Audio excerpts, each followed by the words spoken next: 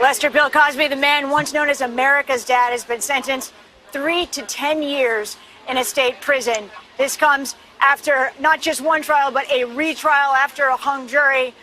The judge saying that no one is above the law. What's interesting in this sentence, Lester, is that the maximum would be 10 under Pennsylvania law. The 3 charges of aggravated indecent assault merge into one. So that would be the higher end of the sentence. Also, because of the way Pennsylvania law works, because it is 3 years, he will not be let out on bail during the appellate process, which means effectively he will be leaving the court today and going straight to prison. Of note as well, his wife, Camille, who has at times appeared during this trial at his side, has not been with him during this sentencing hearing, clearly knowing that there was a possibility he would be going straight to prison. Lester? So you say, was there another option, a county jail, or do we know for a fact it'll be prison? Well, the defense was asking for house arrest. That was actually what they were asking for. The judge clearly deciding that he was not going to do that in this case. And there's precedent that back when he committed the crime in 2004, it would not be an option for someone guilty of this kind of crime to be put under house arrest. That law was later changed. But no, Bill Cosby going to state prison.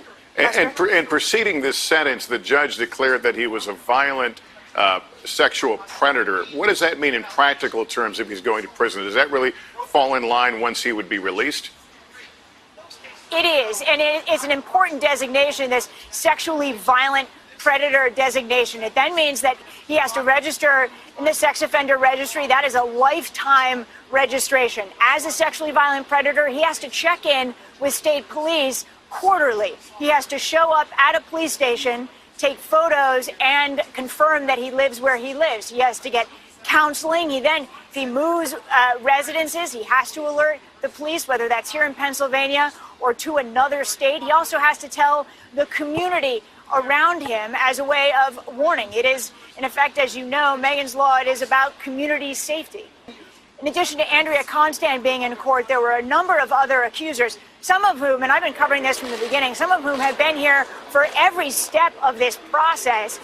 We have seen tears, we have seen hugging. They have told us repeatedly that really this case was a symbol for all of Cosby's accusers, many of them not able to bring their charges to court because of statute of limitations laws. They see this case as being representative of them all.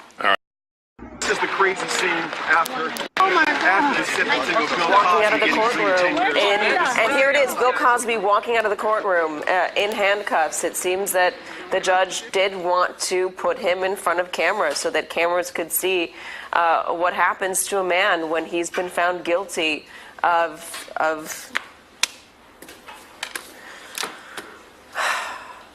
what he did to Andrea Constand and of all the horrible things he did to her.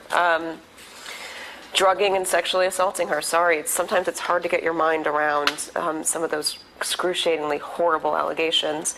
Bill Cosby remanded to county jail, will serve 3 to 10 years in prison. Constitutionality News here once again. I found this quite interesting. I've been sort of following the trial along. In Norristown, Pennsylvania, Mr. Bill Cosby, who fell from grace as America's dad to a convicted sex offender, was sentenced Tuesday to 3 to 10 years in state prison.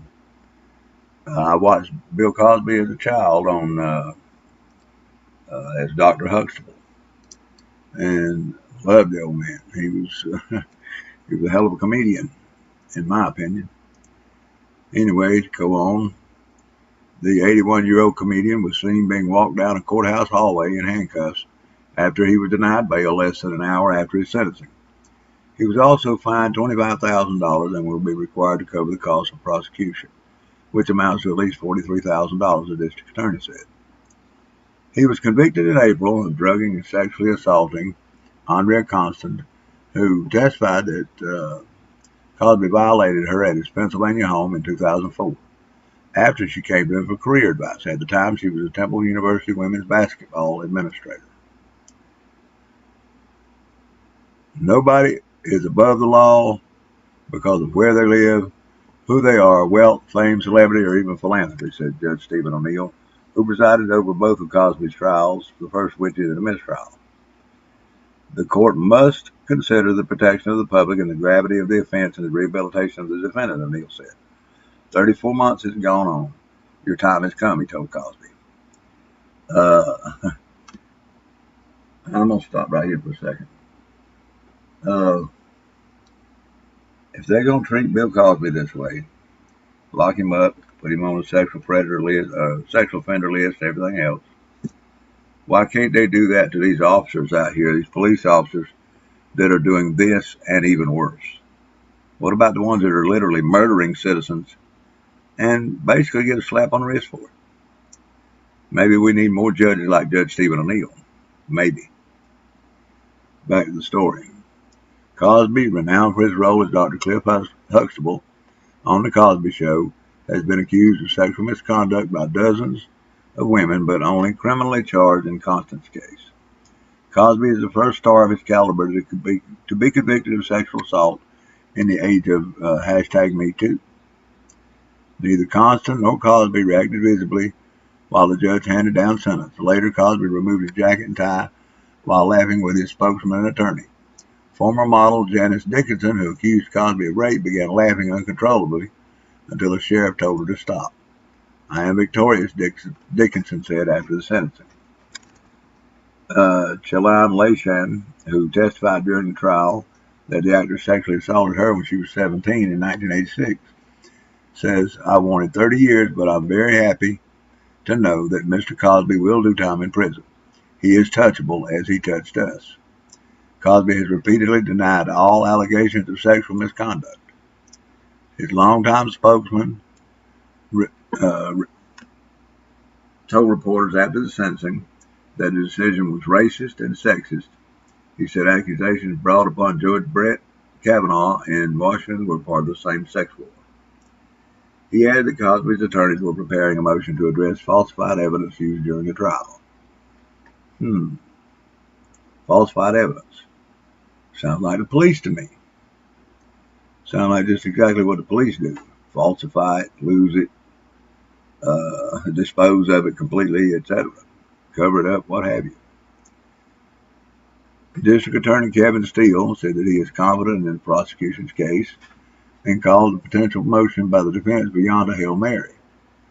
For decades, the defendant has been able to hide his true self and hide his crimes.